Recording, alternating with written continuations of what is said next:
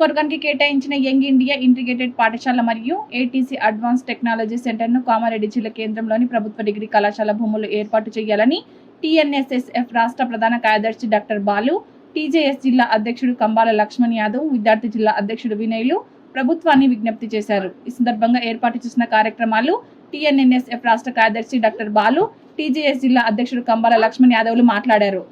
ఈ యొక్క young India పాఠశాలను 200 కోట్లతో ఏర్పాటు చేయడం అంటే మరి విద్యార్థులకు తీరని అన్యాయం చేసినటువంటి వ్యక్తులుగా మరి చరిత్రలో మిగిలిపోతారు.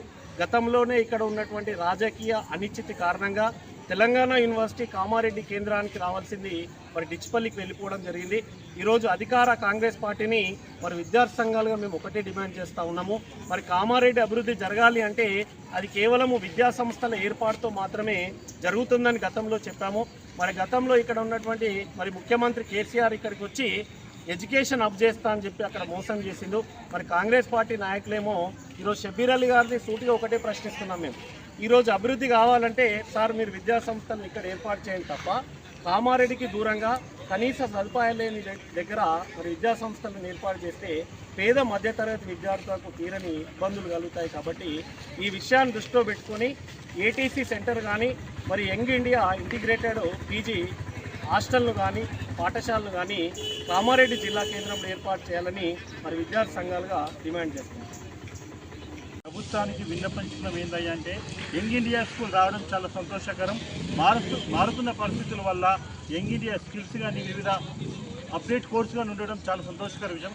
ఎక్కడో బిక్కుడు కాకుండా మన కామారెడ్డి జిల్లా కేంద్రంలో ఏర్పాటు చేస్తే మనకు రైల్వే కేంద్రం ఉంది, బస్సుల సదుపాయం ఉంది, 3 రాష్ట్రాలకు సముదాయ బస్సులు, రైల్వే మార్గాలు అనేక రకాలుగా ఉన్నాయి. కాబట్టి ఇక్కడ ఏర్పాటు చేస్తే విద్యార్థులకు అన్ని విధాలుగా సౌలభ్యంగా ఉంటుంది.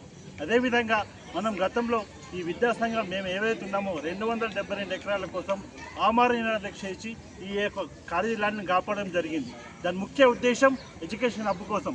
విద్యా సంస్థలు ఏదైనా సరే పెద్దవి కామారెడ్డి జిల్లా కేంద్రం మనకు వేరే జిల్లాలో ఉన్నట్టు మనకు ప్రాబ్లం లేదు. మనకు అనువైన స్థలం ఉన్నది కాబట్టి అది ఏదైతే ఏర్పాటు చేస్తున్న ఎంగీఏ స్కూల్కు మన కామారెడ్డి జిల్లా కేంద్రంలో కామారెడ్డి డిగ్రీ సమక్షంలో పెట్టాలని విద్యాసంఘంగా ప్రభుత్వం మేము కోరుతున్నాం.